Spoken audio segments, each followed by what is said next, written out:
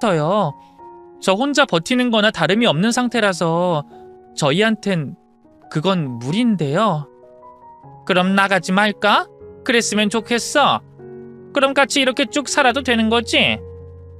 시댁에서 갑자기 급하게 강남으로 이사를 하려고 하는 것은 순전히 남의 이목이나 시선 때문이었습니다. 당시에 강남으로 가는 게 붐처럼 일었고 돈이 좀 있는 사람들이 사는 동네로 인식이 생겨나고 있었을 때였거든요. 더군다나 아주 좋은 조건으로 꽤 큰 평수에 들어갈 수 있었기에 지금 살고 있는 곳을 빠르게 넘겨야 했던 겁니다. 저는 고민을 엄청 했지만 뾰족한 수는 없었어요. 그래도 시부모님과 떨어져 살 수 있는 기회를 놓치고 싶지 않아서 저희 집에 연락을 했죠. 어머니와 언니, 오빠에게도 연락해서 돈을 구하게 된 겁니다. 하지만 당연하게도 거절을 했고 거의 반쯤 포기하고 있을 때 할머니가 돌아가시면서 고향에 내려가게 됐죠. 잘 살고 있고 행복하다더니 얼굴이 이게 뭐야? 언니, 엄마 너 얼굴이랑 손 보고 할머니 돌아가셨을 때보다 더 울더라. 이 지지배야, 이게 뭐야? 손이 이게... 밭농사를 하는 나보다 더 거칠잖아. 아우 진짜 못살아 내가. 아니 서울서울 노래를 부르더니 가서 식모살이 했냐? 오빠한테 말을 하지. 자신있게 나가놓고 고생한다고 하면 얼마나 나를 흉볼까 싶어서. 흉 봐야지. 그래도 가족인데 우리가 욕해도 남한테 욕먹는 것보단 나아. 엄마가 할머니 돌아가시면서 남긴 땅이랑 집 담보로 대출 받아준대. 그리고 언니도 좀 보탤게. 그래도 밭농사 하는 거 돈 제법 쥔다? 모자란 건 오빠도 손 보태마. 대신 힘들면 언제든 때려치워. 이혼 뭐 별거라고. 다들 고마워. 이렇게 저는 저희 집 위층을 매매하게 됐습니다. 어머니 이름으로 매매를 했고 전세를 주면서 빚을 갚아나갈 생각만 했죠. 힘은 들었지만 숨이 쉬어지더라고요. 신기하게 가슴에 늘 올리고 다닌 돌덩이가 사라진 기분이 들었습니다. 강남의 으리으리한 아파트인 시댁에 가끔 가서도 387만원 소파, 120만원 테이블, 수입산 침대 이야기를 듣긴 했지만 그래도 떨어져 있으니 괜찮았어요. 저를 무시하고 친정을 욕해도 너는 짓거려라 나는 듣는다 이런 생각으로 가면 견딜 수 있었죠. 일은 여전히 힘들었고 아이들이 크는 만큼 손도 많이 갔지만 나름 괜찮은 시간들이었다고 지금도 생각해요. 오빠나 언니, 엄마에게 빌린 돈을 갚아 나가면서도 오히려 즐거웠습니다. 더 이상 거짓말을 하지 않아도 되고 힘들어도 기댈 수 있는 존재가 있어서 좋았거든요. 그렇게 평화로운 시간이 흘러 지금으로부터 3년 전에 일이 터지고 말았습니다. 일이 끝나고 나서 집으로 들어오니 시부모님들이 저희 집에 와 계셨죠. 뜬금없이 손자랑 손녀가 보고 싶었다는 이상한 핑계로 며칠 지내더니 한동안 제게 굉장히 친절하게 잘해주셨습니다. 솔직히 뭔가 이상하다는 생각이 들었어요. 시골에서 올라온 것도 아니고 차를 타면 얼마 안 가서 볼 수 있는데 집을 이렇게 오래 비우는 게 앞뒤가 맞지 않았습니다. 그래서 저는 거짓말이긴 했지만 가족여행을 가기로 계획했다고 나가달라는 식으로 이야기를 꺼냈죠. 그런데 그날 저와 남편을 거실에 앉혀놓고 끔찍한 소리를 하더군요. 앞으로 너희랑 여기서 같이 살았으면 좋겠다. 합가하자는 거야, 예전처럼. 네? 아니, 예전이랑 지금은 상황이 다르잖아요. 아이도 둘이나 있고 방은 3개인데. 예전에는 그렇게 살았잖아. 좁다고 생각하면 좁지만 또 넓다고 생각하면 다르잖니? 어머님, 너희 힘들 때 우리가 걷어준 거 잊었어? 뒤늦게라도 효도라는 것 좀 받아보고 죽으려고 그런다. 막말로 우리가 죽으면 너희가 우리 재산 다 가지고 갈 텐데 이 정도도 못해? 재산이 문제가 아니고요. 제가 말을 꺼내기가 무섭게 남편이 끼어들었습니다. 재산이 왜 문제가 아니야? 합가해요. 나 안 그래도 사업 시작하고 싶었는데. 아유 그러냐? 우리 아들이 이제 사업할 때가 되긴 했지. 여보, 요즘 집값이 얼마나 올랐는지 알아? 강남 아파트면 사업 12번은 더 할 거야. 모르면 입 닫고 있어. 엄마 아빠가 도와준다는데 감사하다고 절이나 못하면. 제 속은 타들어가는데 남편은 좋아서 죽더군요. 그러고는 정말 저와는 한마디 상의도 없이 회사를 그만둬 버렸습니다. 비록 중소기업의 월급도 박봉이긴 했어도 그렇게 오래 다닌 회사를 바로 그만둔 거죠. 그러면서도 집에 붙어 있었던 것도 아니었습니다. 사업을 시작하기 전에 뭘 알아보겠다면서 집 밖으로 돌기 시작했고, 어떤 날에는 지방 출장이라는 명목으로 들어오지 않기도 했죠. 어린 아기일 때부터 저를 구박하는 걸 보면서 자란 아이들은 할머니, 할아버지를 불편해했고 싫어했습니다. 저는 그 중간에서 중재를 하면서 살얼음판을 걷는 기분으로 살아야 했고요. 문제는 그때마다 재산을 물려준다, 물려주지 않는다면서 협박을 하기 시작했다는 겁니다.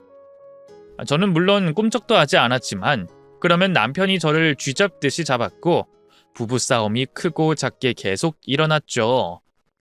그런데 그런 시부모님의 행동이 어딘지 이상했습니다. 언제나 최고급을 이야기하면서 자랑하던 소파도 테이블도 전혀 가지고 오지 않았으니까요.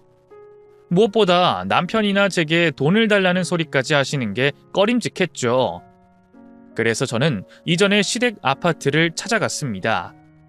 제가 할 수 있는 건 없었지만 부동산에 문의는 해볼 수 있으니까요. 네? 전세요? 매매가 아니라? 에이, 아무리 돈이 많아도 여기는 매매 가격에 범접하긴 힘들죠. 꽤 많은 분들이 전세나 월세로 들어와요, 여기는. 하지만 아파트를 팔고 땅도 팔아서 들어갔거든요. 기록 보니까 몇 년은 전세로 사셨네요. 그러다가 2년 전부터 월세로 전향하셨고요. 월세요? 아파트도 월세가 있어요? 있죠. 생각보다 많습니다. 특히나 여기는 연예인들이 사는 곳인데 월세 가격이 만만치 않은 곳이기도 해요. 일단 기본이 200 가까이 됩니다.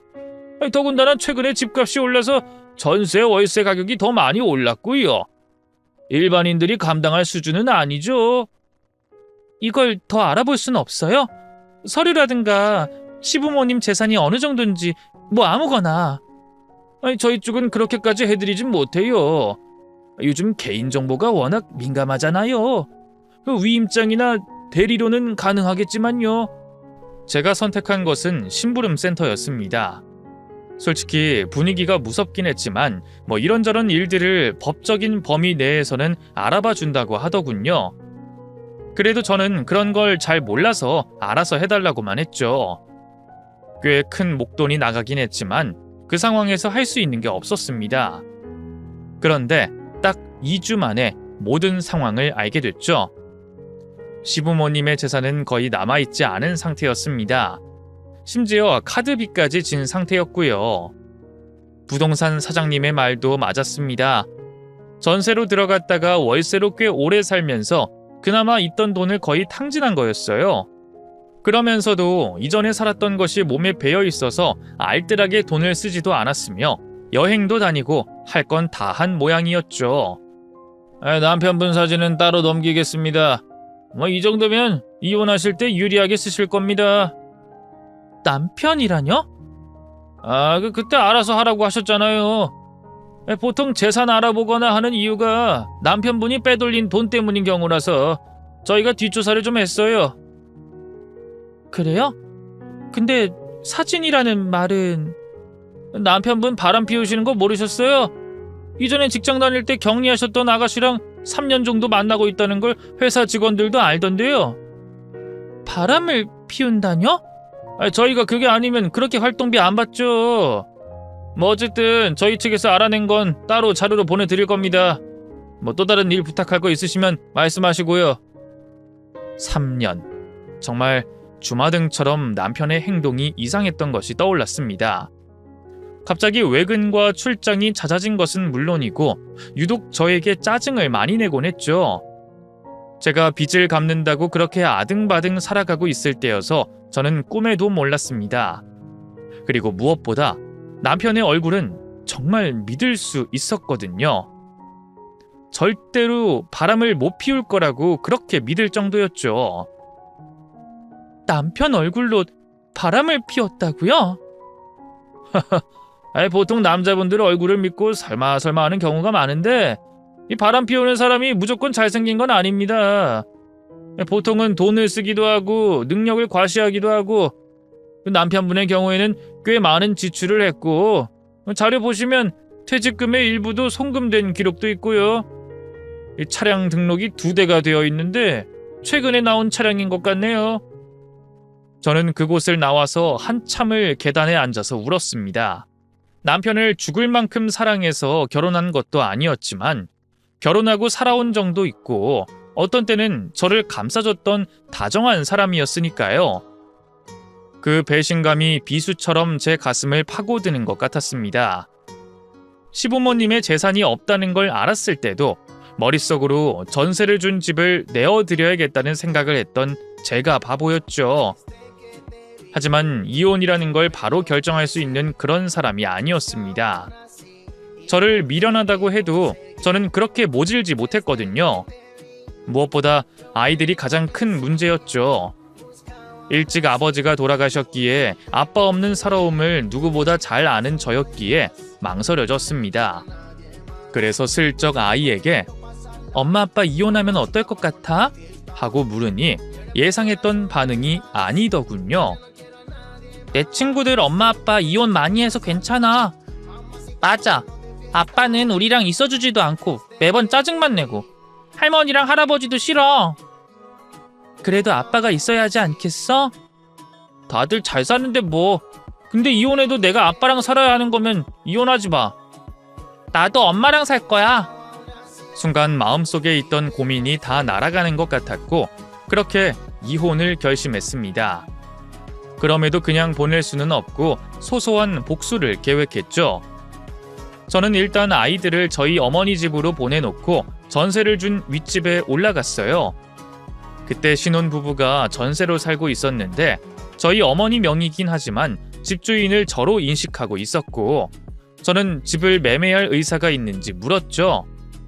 그 당시에 집값이 엄청 오르기도 했고 영끌이다 뭐다 집이 없어서 못 팔 때였기에 무리긴 하지만 노력해보겠다고 하더군요.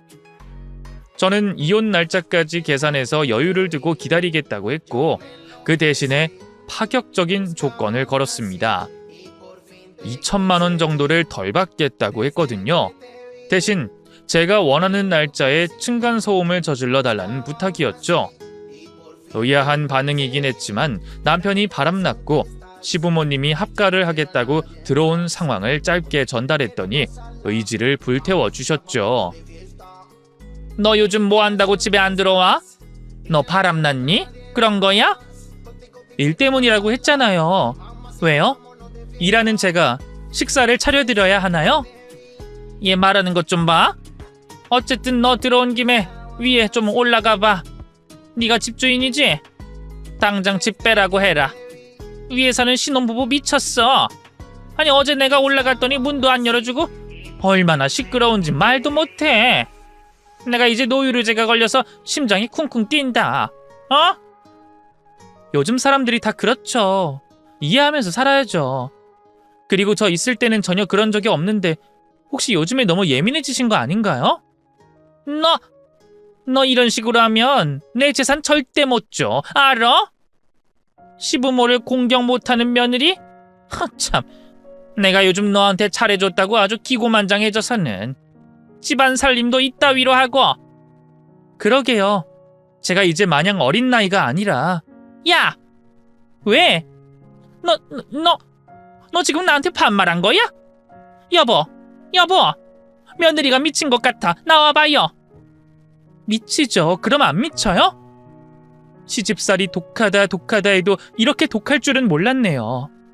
그럼 아드님이랑 그렇게 세 분이서 잘 살면 되겠네요. 저는 빠져줄게요. 이혼할 거니까. 네가 이혼? 네가? 감히? 어디 보자. 저 어머니가 저한테 지금까지 한 욕들 다 녹음은 못했는데 근 한 달간 한 건 다 가지고 있거든요. 그리고 어머니 재산 없는 거, 서류, 그리고 남편이 바람핀 사진. 이거면 위자료 충분히 받을 테니까. 상간녀도 소송할 거고요. 어머님, 아버님한테도 이혼의 책임 물을 겁니다. 재산 분할을 해도 어디 오피스텔이나 들어갈 돈만 남겠네요. 어째요? 387만 원인가? 6만 원짜리 소파도 들어갈 수가 없겠네. 시어머니와 시아버지는 얼굴이 파랗게 질리더니 서류를 빠르게 보고는 남편과 내연녀가 찍힌 사진을 벅벅 찢어버렸습니다. 그래서 저는 주머니에 있던 다른 사진도 바닥에 뿌렸죠. 그때서야 상황이 파악된 모양인지 제 팔을 잡고는 싹싹 빌기 시작했어요. 절대로 이혼은 안 된다고. 자신들이 나갈 테니까 이혼이라도 없던 걸로 해달라고 말입니다. 제게 무릎을 꿇는 신용을 하면서 싹싹 빌었지만 소용없었어요. 그간 오로지 자신들의 자존심을 채우기 위해서 저를 아래로 꿀리고 살았던 걸 생각하면 씹어먹어도 속이 풀리지 않았죠. 뒤늦게 남편도 이 사실을 알고 집으로 왔지만 저는 눈 하나 깜짝하지 않았습니다. 하지만 남편은 제가 아닌 자신의 부모에게 더 분노를 하더군요. 오로지 돈 때문에 효도를 강요시킨 결과였죠. 나까지 속였어? 그러니까 내가 그냥 강남인가 뭔가 가지 말라고 했잖아. 그냥 얌전히 여기서 노후나 즐기면 되는 거지. 진짜 대책도 없고 아들 생각은 일절 하지도 않고. 그렇게 돈 쥐고 앉아서 나한테 안 주고 있더니 꼴 좋네. 그러는 너는 매번 돈만 타 쓰고 네가 아들로서 우리한테 뭘 해줬어? 그리고 너한테 줬으면 진즉에 말아먹었어. 사업? 그건 아무나 하는 줄 알아? 공부도 못하고 네가 할 줄 아는 게 뭐가 있어? 난 아들이잖아. 누가 낳아달래? 엄마 아빠만 믿고 있었던 나는 뭐가 돼? 누가 네 사업 해준대? 어림도 없지. 너도 당장 빌어. 이러다가 우리 다 쫓겨나. 손이 발이 되게 비는 게 뭔지 저는 그날 봤습니다. 무려 3년이나 만난 자신의 내연녀 욕까지 하면서 제게 잘못을 구했고 그것도 통하지 않자 자식들을 방패로 내세우며 저를 흔들려고 했죠. 하지만 오히려 그의 변명을 듣고 나니 저런 사람이면 아빠로 두지 않는 게 좋겠다는 확신이 서더군요. 이혼은 죽어도 하지 못한다는 그 사람들을 두고 저는 그 집을 뛰쳐나왔습니다. 그리고는 바로 위층에 연락해서 층간소음을 시작했죠. 두 부부는 파티를 하겠다면서 제게 예고했고 덕분에 약간 웃을 수 있었습니다. 저는 그 후 소송을 시작하는 동시에 일을 그만뒀고 얼마간은 호텔에서 지냈습니다. 돈 한 푼 100원, 200원이 아까워서 벌벌 떨던 제가 그런 호화스러운 곳과 어울리지 않는다는 건 알았지만 꼭 해보고 싶었거든요. 일주일은 그냥 먹고 쉬기만 했고 일주일은 가족들과 상의도 하고 그러면서 생각을 하나둘 정리했습니다. 그렇게 전 결국 남해에 내려가서 살기로 했죠. 대신 그림처럼 예쁜 집을 지어서 가족들과 함께 살았으면 했습니다. 그게 가능했던 것은 변호사와 상담을 통해 제가 받을 수 있는 최대의 비용과 위자료도 있었고 아파트가 워낙 고가에 팔렸다 보니 그간의 빚도 다 정리하고도 남는 금액이었거든요. 적어도 그때만큼은 시부모님에게 감사할 지경이었습니다. 물론 뚝딱뚝딱 모든 게 빠르진 않았어요. 단 몇 줄에 불과한 설명이지만 법원에 들락거리고 변호사를 만나고 땅을 보러 다니고 공사를 진행하면서 하루 24시간이 모자란 바쁜 생활을 했죠. 그 사이에 결국 저와 남편의 이혼이 확정이 됐고 그리고 나서도 한참을 서울에 머물러야 했습니다. 집이 지어지는 기간 때문이기도 했고 아이들 학교 문제를 정리하는 것도 온전히 제 몫이었거든요. 그동안 작은 오피스텔에서 단기로 거주를 했는데 남편이 어떻게 알았는지 계속 찾아왔습니다. 상간녀 소송을 하면서 내연녀와 사이가 벌어졌는지 돈이 없다는 걸 알고 버려졌는지 제게 울고불고 하면서 다시 받아달라고 했죠. 그래서 저는 그에 대한 답으로 바로 접근 금지 신청까지 했습니다. 복수? 층간소음으로 괴롭히긴 했지만 막상 이혼하고 난 뒤에는 솔직히 복수할 마음도 들진 않았어요. 분노나 원망이 들어설 자리가 없다고 해야 정확하겠죠. 어차피 가만히 둬도 스스로가 자멸의 길을 가는 사람들이라 저주를 할 필요도 없고요. 시부모님들은 절대로 씀씀이를 줄이지 못할 것이고 남편 역시도 그나마 자신을 받아준 회사를 발로 차고 나왔으니 돌아갈 곳도 없겠죠. 그들에게 가장 큰 복수는 나쁘지 않은 며느리이자 아내였던 저를 잃는 것이었고 착한 아이들, 손자, 손녀를 잃은 거라고 생각합니다. 조금만 더 솔직했더라면, 조금만 더 배려를 했더라면 저는 시부모님도 남편도 버리진 않았을 거예요. 아마도 그들을 품고 끝까지 살았을 겁니다. 이제 3일 남았네요. 집이 다 지어졌고 가구가 모두 들어간 상태죠. 저희 아이들과 저는 누군가를 미워하는 마음과 나빴던 추억은 서울에 두고 남해로 내려가려고 합니다. 지금은 아마도 빈집의 페인트 냄새와 본드 냄새를 없애려고 온도를 24시간 틀고 있을 테죠. 새 집에 들어가 보지 않아서 몰랐는데 그렇게 하는 거라고 하더라고요. 정말이지 너무너무 기대가 됩니다.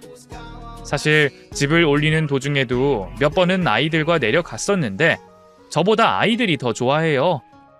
빛도 잘 들고 마음껏 뛰어놀 수도 있고 무엇보다 집이 굉장히 예쁘죠. 마당에 조경 하나 돌 하나도 모두 풍수지리하는 분의 조언까지 들여 예쁘게 지어 올린 집이거든요. 그곳에 어머니와 함께 살면서 언니나 오빠 일을 도우면서 그렇게 살려고 합니다. 어린 시절 떨어져 나와서 하지 못했던 효도도 하고 든든한 울타리가 돼주고 싶거든요. 제 목표는 이겁니다. 박복하다, 팔자가 사납다라고 습관처럼 말하는 저희 어머니의 입에서 말년에 호강 제대로 한다 라는 말을 하게 만들 계획이죠. 이렇게 나이를 먹고 보니 알겠어요. 서울이다, 부산이다, 좋은 곳은 많지만 그곳에 마음이 둘 곳이 없으면 소용없다는 사실 말입니다. 그러니까 장소보다는 사람이 중요하다는 거죠. 그리고 이제 저도 저의 가족들에게 좋은 사람이 돼주고 싶습니다.